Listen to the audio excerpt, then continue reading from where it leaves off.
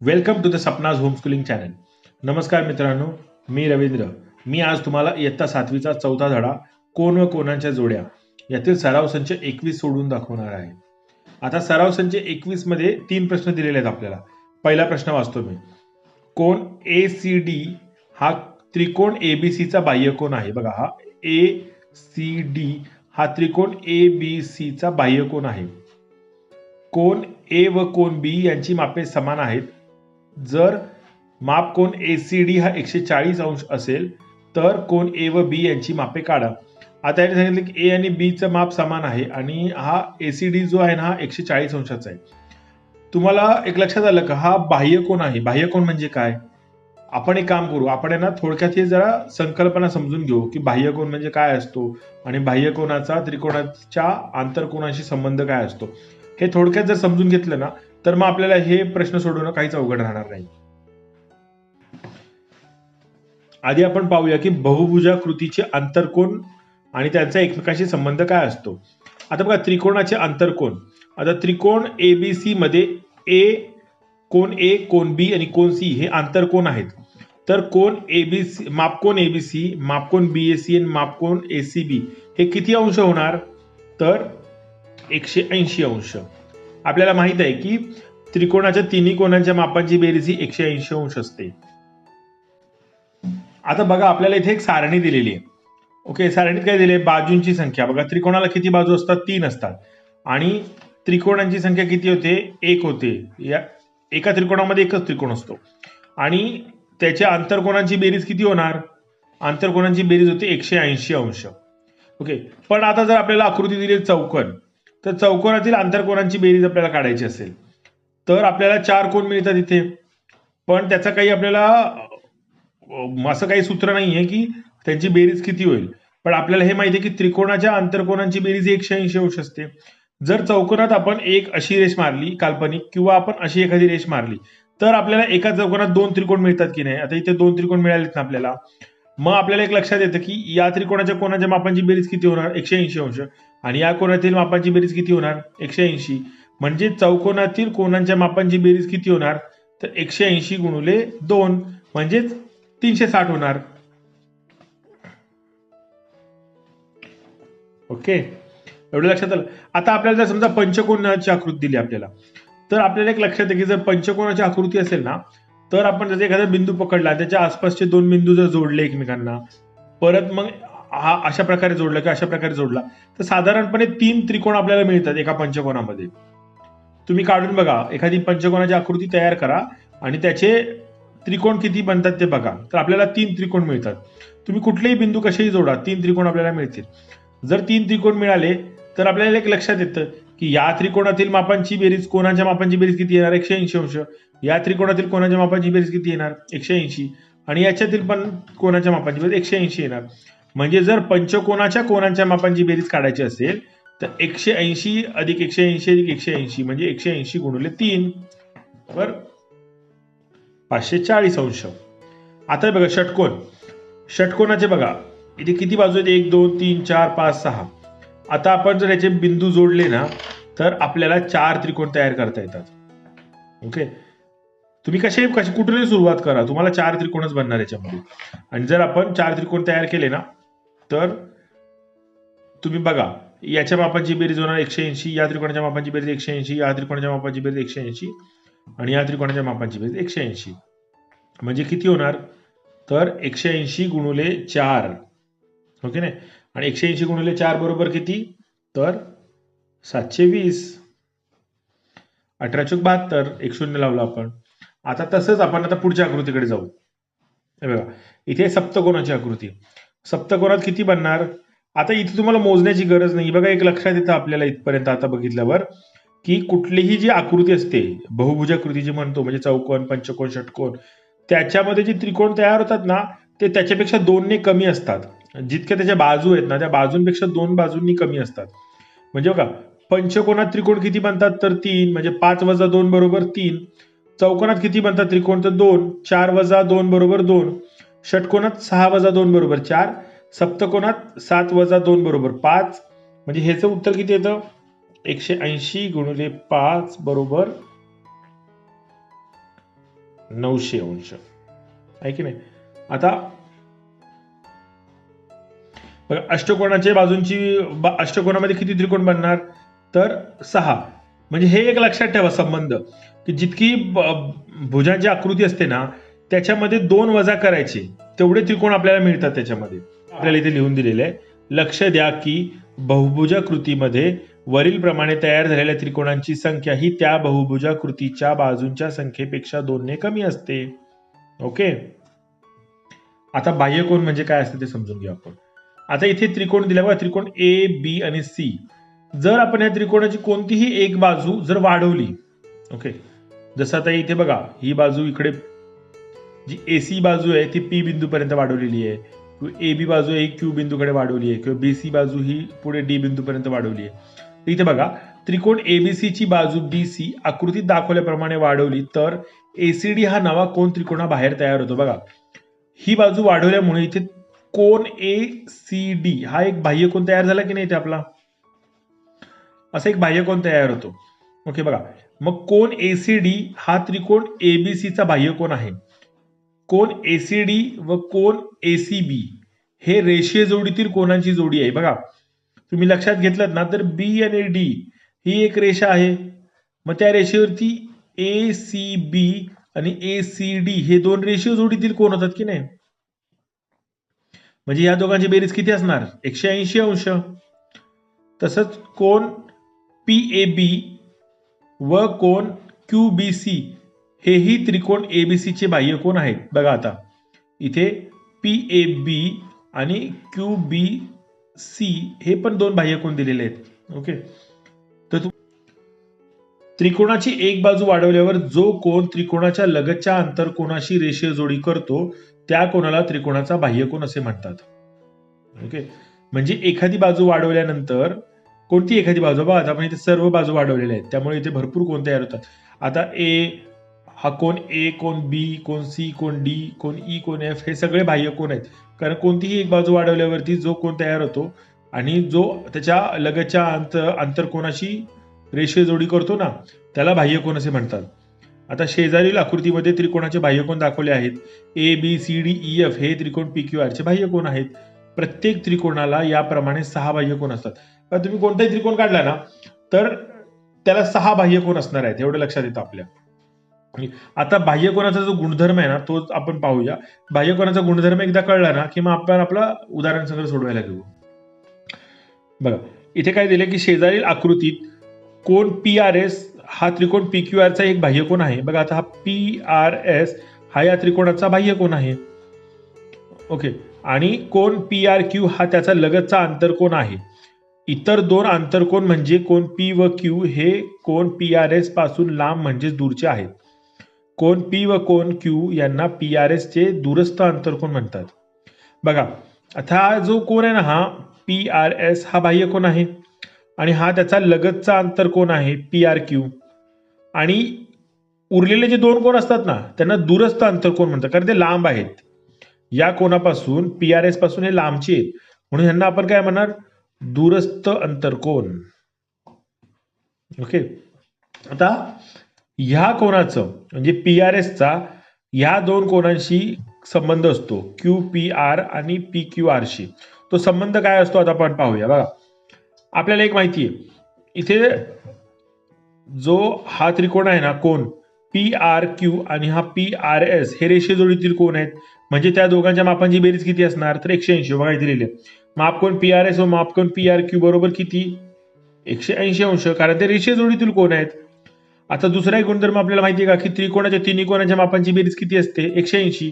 म्हणजे मापकोन P, मापकोन P Q आणि मापकोन R यांची बेरीज किती होणार तर 180 अंश. ओके नाही. आता बघा या दोन्ही समीकरणांची उजवी बाजू समान आहे. हा मग आपण असं लिहू शकतो का की मापकोन पी, मापकोन क्यू, मापकोन आर बरोबर मापकोन आर आणि मापकोन P R Q, P R S आणि पी आर क्यू. ओके. आता इथे लक्षात आलं बघा इथे पी आर क्यू आणि इथे पण पी आर क्यू हे दोन्ही कटतात एकमेकांना. ओके. मग उरलं काय तर मापकोन पी अधिक मापकोन क्यू बरोबर मापकोन पी आर एस. ओके.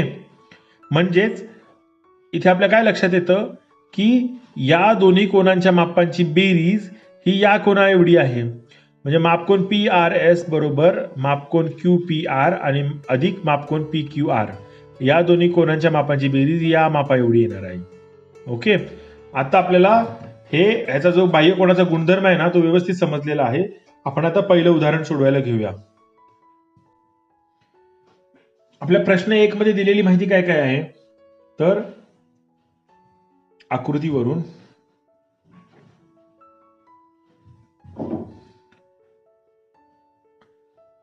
आपल्याला कळतं की कोन ACD हा त्रिकोण ABC चा बाह्य कोन आहे. ओके, बरोबर आहे ना बघा, ACD हा त्रिकोण ABC चा बाह्य कोन आहे. ओके, आता कोन A आणि कोन B हे या बाह्य कोनाचे दूरस्थ अंतर कोण आहेत. दूरस्थ अंतर कोण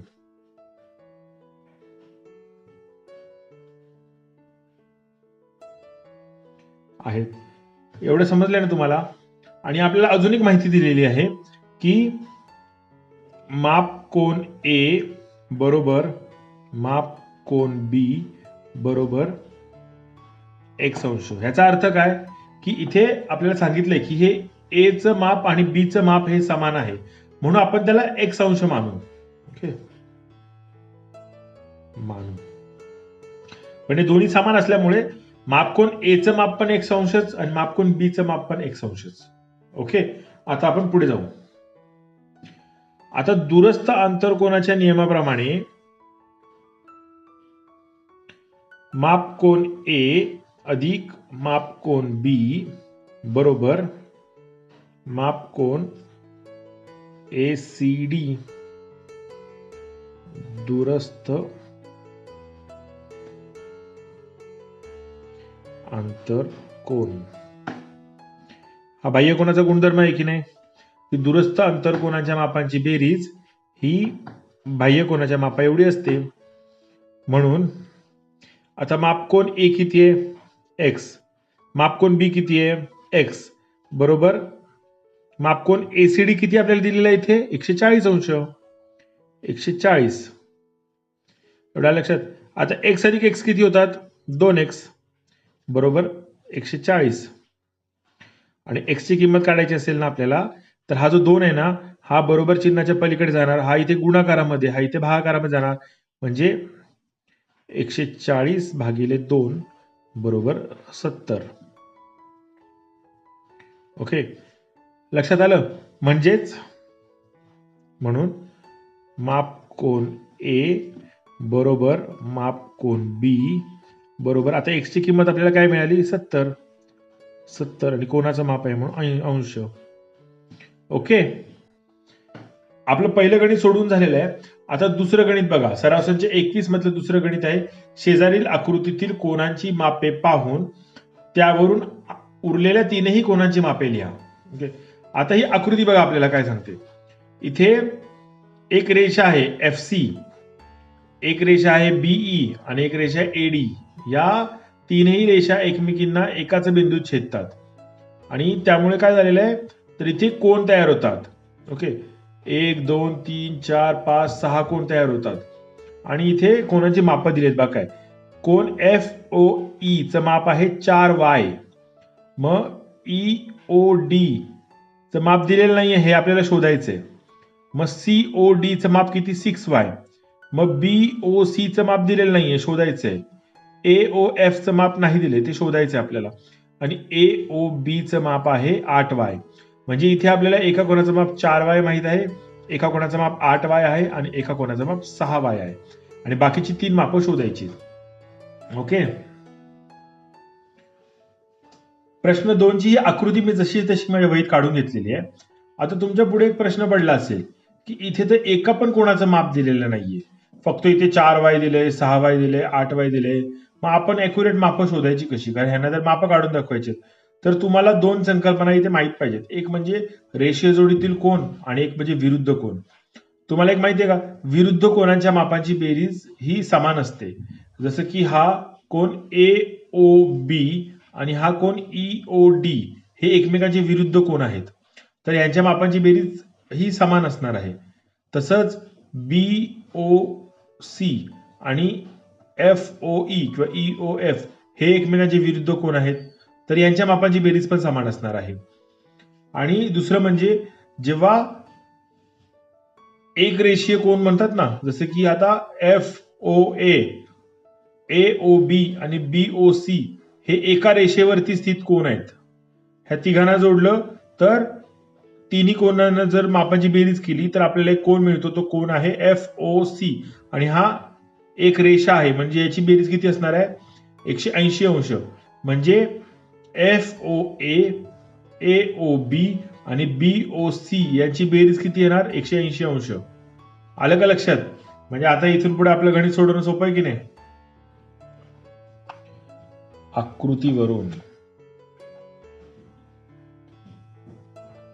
आकृतीवरून आपल्या एक लक्षात येतं की माप कोन AOB बरोबर माप कोन EOD बरोबर 8y. कारण काय, तर हे विरुद्ध कोन आहेत. ओके, मग हा 8y आहे ना, तर हा पण 8y होतो. आलं लक्षात? कारण हे दोन विरुद्ध कोन आहेत. मग आपल्याला एक अजून गोष्ट इथे कळते. हे बघा, जर आपण इथे लक्ष दिलं तर एक बघा, FOE कोन EOD आणि कोन DOC हे तिन्ही एकरेषीय कोन आहेत. म्हणजे ह्या तिन्ही कोनाच्या मापाची बेरीज किती असणार, 180 अंश. माप कोन FOE अधिक माप कोन EOD अधिक माप कोन DOC बरोबर 180 अंश. याचं कारण काय, रेषीय जोडीतील कोन. FOE किती आहे, 4y अधिक EOD किती आहे, 8y अधिक DOC किती आहे, 6y बरोबर 180. म्हणून आता हे बघा किती येतात, 6 4 10 आणि 8 18, 18y बरोबर 180. म्हणजे y बरोबर किती येतो आपला, 10. ओके, आता y ची किंमत आपल्याला 10 मिळालेली आहे. आता बघा, माप कोन FOE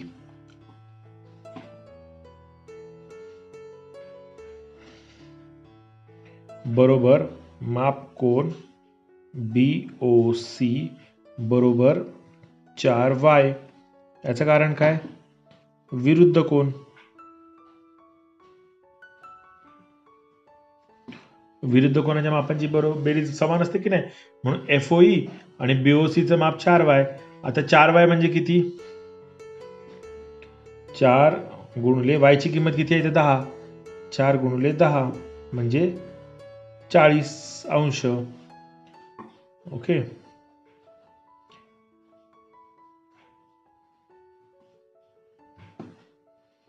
चाळीस अंश. आता तसंच आपण बाकीचे पण सोडून घेऊ. माप कोन EOD बरोबर माप कोन AOB बरोबर 8y. विरुद्ध कोन. तर 8y म्हणजे किती, 8 गुणिले 10, मग 8 10 80 अंश. आणि माप कोन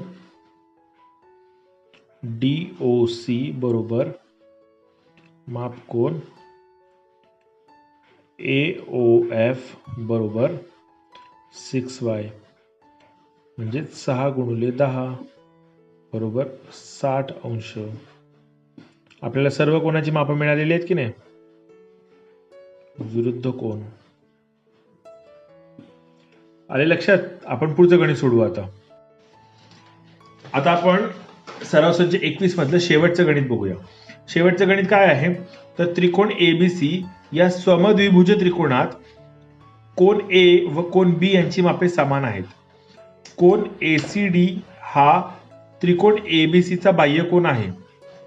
ओके. आणि कोण ACB व कोण ACD ची मापे अनुक्रमे 3x - 17 अंश 8x + 10 अंश आहेत. तर कोण ACB व कोण ACD यांची मापे काढा. तसेच कोण A व कोण B यांचीही मापे काढा. आता आपल्याला सर्वच कोणांची मापं काढायची. ओके. आपण सोडवायला घेऊया गणित. हे बघा, दिलेल्या माहितीच्या आधारे मी एक आकृती काढली. आता इथे बघा, हा त्रिकोण ABC काढलाय. यात सांगितले की हा समद्विभुज त्रिकोण आहे आणि याचा कोण A आणि कोण B हे दोन्ही समान मापाचे आहेत. तसंच ACD हा याचा बाह्य कोन आहे आणि बाह्य कोनाचं माप काय सांगितलंय तर 8x + 10 अंश आणि ह्याचा लगतचा जो अंतरकोन आहे त्याचं माप काय आहे तर 3x - 17 अंश. आता आपल्याला ही सगळी मापं शोधायची. ओके. तर आपल्याला एक माहिती आहे का की हा जो बाह्यकोनाचा गुणधर्म हा BCD ही जी BD रेषा आहे ना याच्यावरती हा कोण ACB आणि हा कोण ACD हा एकरेषीय कोन होतो. म्हणजे या दोन कोनांच्या मापांची बेरीज किती असणार आहे 180 अंश.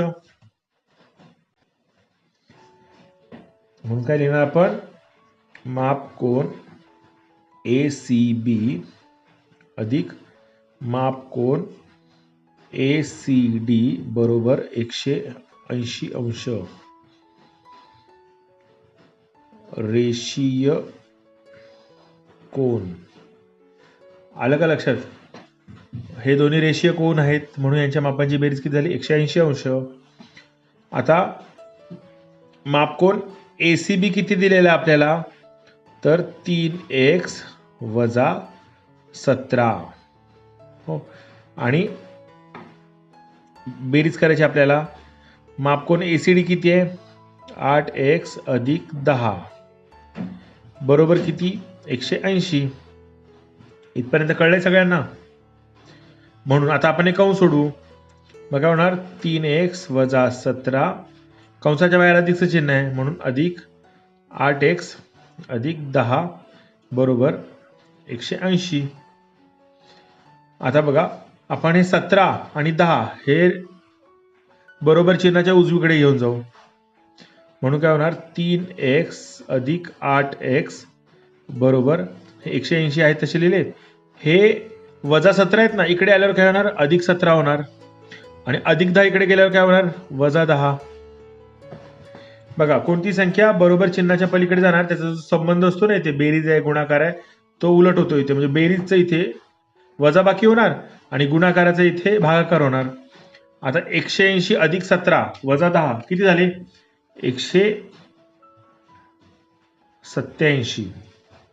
आणि हे 8x आणि 3x ह्यांची बेरीज किती होईल 11x. ओके. आता 11x आहेत ना आपल्याला x ची किंमत काढायची आहे ना. मग आपण इथे x ची किंमत काढणार आहोत. मग आपण काय करणार आहे 11 जे इथे गुणाकारात आहेत की नाही इथे गुणाकारात संबंध आहे तो इकडे जाऊन भागाकार होणार. म्हणजे x बरोबर 187/11. आता आपण 187 ला 11 ने भागलं तर काय भाग लागतो 11 एके 11 7 उरले म्हणजे 11 7 77 17चा भाग लागला की नाही. म्हणजे x ची किंमत किती मिळाली आपल्याला 17. एवढं आलंय लक्षात. आता आपण ही मापं शोधू शकतो की नाही. आता बघा म्हणून माप कोन ACB बरोबर 3x - 17. आता x ची किंमत किती आहे 17 म्हणजे 3 × 17 - 17 17 त्रिक किती होतात? 51. आणि वजा 17, 51 मधून 17 गेले किती उरले? 34. आणि हे कोणाचं माप आहे म्हणून अंश द्यायचे 34 अंश. आता पुढे जाऊ आपण. म्हणून माप कोन ACD बरोबर किती आहे? 8x अधिक 10. x ची किंमत किती? 17. म्हणजे 8 गुणिले 17 अधिक 10. मग 17 8 किती होतात? 136 अधिक 10 किती होणार? 146. ओके. जो बाह्य कोन आहे त्याचं माप आपल्याला 146 अंश मिळालेलं बघा. कोणाचं माप आहे ना म्हणून इथं अंशाचं चिन्ह द्यायचं. आता आपण जे दूरस्थ अंतर कोण आहेत ना त्यांची मापं काढू. आता दूरस्थ अंतर कोण आहेत ना ते दोन्ही समान मापाचे आहेत. म्हणून काय होणार? माप कोन ABC बरोबर माप कोन BAC बरोबर आपण Y मानू. आपल्याला काय सांगितलं होतं की BAC आणि ABC हे दोन्ही कोन जे आहेत ना हे समान मापाचे आहेत म्हणून दोघांचं माप आपण Y मानू. आणि आता पुढे जाऊ आपण. आता दूरस्थ अंतरकोनांच्या मापांची बेरीज असते ना, ह्या दूरस्थ अंतरकोनाच्या मापांची बेरीज ही ACD इतकीच असणार आहे. म्हणून माप कोन ABC अधिक माप कोन BAC बरोबर माप कोन ACD. माप कोन ACD काय लिहिणार आपण?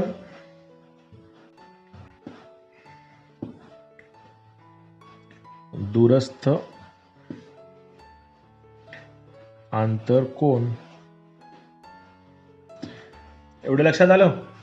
आता पुढची पायरी काय?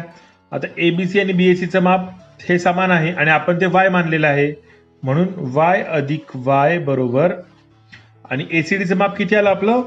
तर 146. आता Y अधिक Y किती होतात? 2Y बरोबर 146.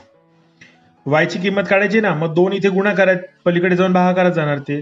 मग Y बरोबर 146 भागिले 2 किती उत्तर येतं आपलं? 146 भागिले 2 होतात 73. कारण बघा 2 7 14 आणि 2 6. आता Y ची किंमत आपल्याला 73 मिळालेली आहे. आता याच्यावरून काय होणार? माप कोन ABC बरोबर माप कोन BAC बरोबर. आता Y ची किंमत 73 आहे. Y ची किंमत आपण टाकून देऊ इथे 73 आणि कोणाचं माप आहे म्हणून अंश. आपल्याला सर्व कोणाची मापन मिळाली की नाही? आता आपले इयत्ता 7वीच्या चौथा धडा कोन व कोनांचे जोड्या यातील सर्व सराव संच सोडवून झालेले आहे. याच्या पुढच्या व्हिडिओमध्ये मी तुम्हाला सराव संच 22वा जो परिमेय संख्या व त्यांच्यावरील क्रिया धडा 5वा याच्यातील आहे तो सोडून दाखवणार आहे. जर तुम्हाला त्याचं नोटिफिकेशन लवकरात लवकर हवं असेल आणि तो व्हिडिओ अपलोड झालेला बघायचा असेल तर तुम्ही सपनाज होमस्कूलिंग चॅनलला सबस्क्राईब करा आणि बेल आयकॉन दाबा. म्हणजे जेव्हा मी तो व्हिडिओ अपलोड करेल ना त्याचं नोटिफिकेशन तुम्हाला लवकरात लवकर मिळेल. आणि जर तुम्हाला याच्या आधी सोडवलेले सराव संच पाहायचे असतील तर तुम्ही सपनाज होमस्कूलिंग चॅनलवरती जाऊन इयत्ता 7वी गणिताची प्लेलिस्ट पहा. म्हणजे तुम्हाला तिथे बाकी सराव संच सोडवलेल्याच्या आधीची पण पाहता येतील. धन्यवाद.